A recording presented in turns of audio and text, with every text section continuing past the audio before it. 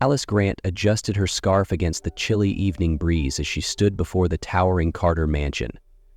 The grand estate, framed by sprawling gardens and iron gates, loomed in front of her like a relic of forgotten glory. In her heart, uncertainty battled with determination. What if she wasn't enough? What if the man inside those walls was beyond saving? In her hands, she clutched a small suitcase containing her belongings and her unwavering determination. Alice had been hired to care for Lucas Carter, a once celebrated artist whose life had been shattered by a devastating accident. Now trapped in a vegetative state, Lucas was little more than a shadow of the vibrant man whose name once dominated art galleries around the world. For Alice, this wasn't just another job. It was a chance to make a difference, to apply the principles she had spent years studying as a psychologist. Yet, standing there, she couldn't ignore the growing weight of uncertainty pressing down on her. What if her methods failed? What if Lucas was beyond help? The gates opened silently, revealing a long driveway lined with ancient oak trees. As Alice approached the front door, a flicker of doubt crossed her mind. But she quickly shook it off. This was why she became a psychologist, to find light in the darkest of places. What happens, Alice thought to herself, when a heart filled with empathy meets a mind lost in silence? As the heavy oak doors creaked open to reveal the somber interior of the mansion, Alice knew her journey with the Carter family was about to begin. Alice was greeted at the door by Nathan, the Carter family's loyal but reserved butler. His sharp eyes scanned her carefully, though his polite demeanor never faltered. "Miss Grant, welcome. Mrs. Carter is waiting for you in the study," he said with a slight bow, gesturing for her to follow. As they moved through the mansion's vast hallways, Alice couldn't help but take in her surroundings. The Carter mansion was breathtaking, but felt strangely lifeless. The walls were adorned with Lucas Carter's most iconic paintings, vivid landscapes, abstract portraits bursting with emotion, but a layer of dust coated everything, hinting at a home abandoned to grief. In the study, Sophia Carter was waiting. The wife of Lucas was everything Alice expected: elegant, poised, and distant. Her tailored suit and impeccable makeup radiated control, but her eyes betrayed a weariness. She rose from her chair as Alice entered, her movements as deliberate as her words. "Miss Grant," Sophia began, her tone cold and businesslike. "Thank you for coming. Let me make one thing clear. This will not be an easy task. Lucas's condition has been unchanged for months, and while I appreciate your qualifications, I'm skeptical about what you can accomplish." Alice swallowed hard, her hands tightening around the handle of her suitcase. "I understand, Mrs. Carter, but I believe there's always a way, if we're willing to try." Alice maintained her professionalism. "Mrs. Carter, I understand your concerns. My goal is to give Lucas the best care possible, and perhaps a chance at recovery." Sophia studied her for a long moment before nodding curtly. "Nathan will show you to your quarters in Lucas's room. I expect you to report any significant changes. And remember," she added, her voice dropping an octave, "this family does not tolerate failure." As Alice followed Nathan to the west wing of the house, her resolve only strengthened. She entered Lucas's room and was immediately struck by the sterile atmosphere. The bed was surrounded by state-of-the-art medical equipment, its steady beeps the only sign of life. Yet the room lacked warmth, no personal touches, no color, just a stark reminder of his current reality. Her gaze fell on Lucas. Even in his stillness, there was something striking about him. His features, though softened by months of inactivity, hinted at the man he once was: bold, creative, and full of life. Nearby, dusty paintbrushes and an unfinished canvas sat abandoned in a corner. Nathan spoke softly, breaking Alice's thoughts. "He was a remarkable artist, Miss Grant. Before the accident, his work inspired millions." Alice nodded, absorbing the weight of the challenge ahead. As she unpacked her belongings, one thought replayed in her mind. Lucas Carter was more than this silent figure in a bed. She just needed to find a way to reach him. Alice began her first day with Lucas early, entering his room as the morning sunlight filtered through the heavy curtains. She had moved quietly, careful not to disturb the silence that seemed to dominate the space. Standing by his bedside, she introduced herself softly. "Good morning, Lucas," she said, her voice calm and steady. "My name is Alice, and I'll be with you every step of the way. We'll take this one day at a time." The heart monitor's rhythmic beeping was her only response, but Alice wasn't discouraged. She knew this would be a long journey and that progress would be measured in the smallest of steps. Her first task was to make Lucas's environment less clinical. She repositioned his bed closer to the window, allowing more natural light to flood the room. She dusted off the neglected paintbrushes and arranged them on a small table next to an unfinished canvas. As she worked, Alice spoke to Lucas, filling the silence with stories from her own life. "You know," she said, carefully massaging his hand during physiotherapy, "I grew up in a small town. My mother always said that every problem had a solution, even if it wasn't obvious at first." Maybe she was right. By the end of her first week, Alice noticed something unusual. While reviewing Lucas's records with Nathan, she came across a mention of Shadow, Lucas's golden retriever. "What happened to Shadow?" she asked curiously. Nathan hesitated. "After the accident, Mrs. Carter sent him to the countryside. She believed it would be too painful to keep him here." Alice's mind raced. Shadow wasn't just a pet. He was likely a key to unlocking Lucas's memories and emotions. "Nathan," she said with determination, "do you think we could bring Shadow back?" "It could make a difference." Nathan's expression softened, and after a pause, he nodded. "I'll see what I can do." A few days later, Shadow arrived. The moment Alice saw the dog bounding through the hallway, his tail wagging wildly, she knew she had made the right decision. She introduced Shadow to Lucas carefully, letting the dog sniff around the bed.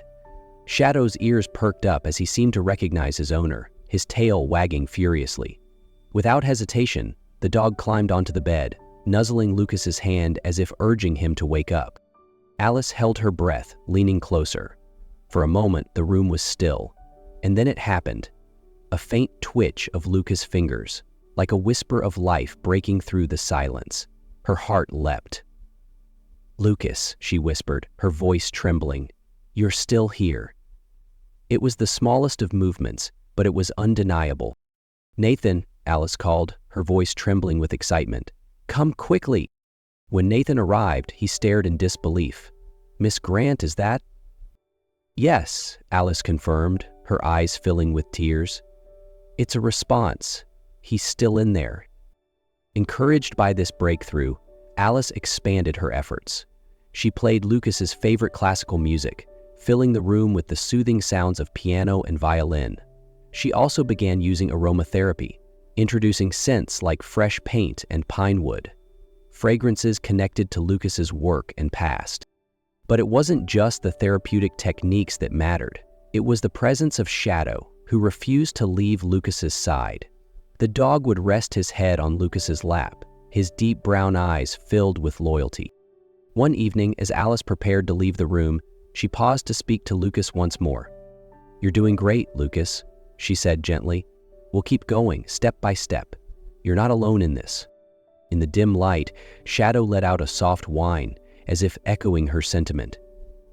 Alice smiled, feeling a growing sense of hope. For the first time since she had arrived, the Carter mansion didn't feel so lifeless. This was just the beginning, but Alice knew they were on the right path. One crisp morning, Alice decided it was time to take a bolder step. She entered Lucas's room with renewed energy and spoke as if they were longtime friends. "Lucas, I've been thinking," she began, pulling a chair closer to his bed. "This room is nice, but it doesn't feel like you. I read about your studio, where you created your masterpieces. How about we go there today? Maybe it'll help jog your memory."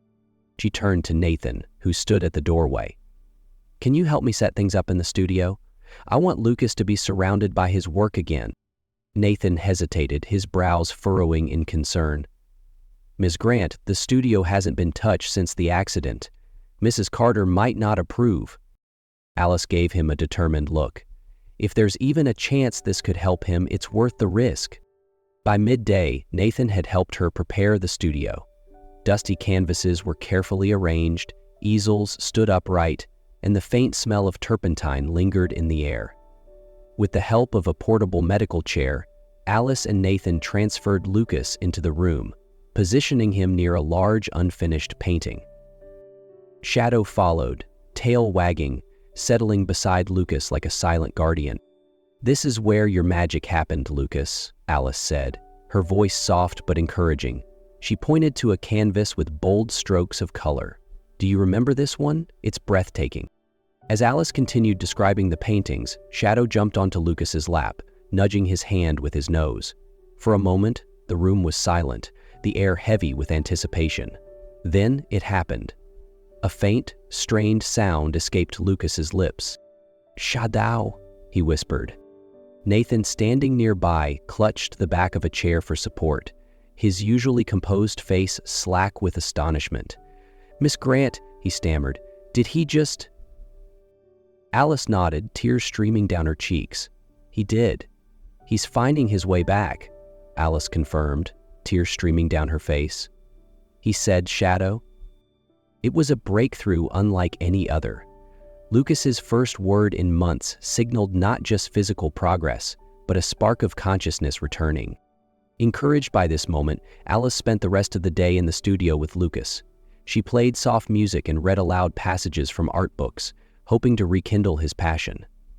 Shadow never left his side, his presence a constant source of comfort. That night, as Alice prepared to leave, she paused at the door. She glanced back at Lucas, who lay surrounded by his work, and smiled. "This is just the beginning, Lucas. We're getting closer." Lucas's recovery, though slow, was marked by profound and emotional progress. After his first word, Shadow, Alice committed to intensifying her therapeutic efforts, believing wholeheartedly that Lucas's mind was starting to reawaken. The first signs of improvement came during their morning sessions.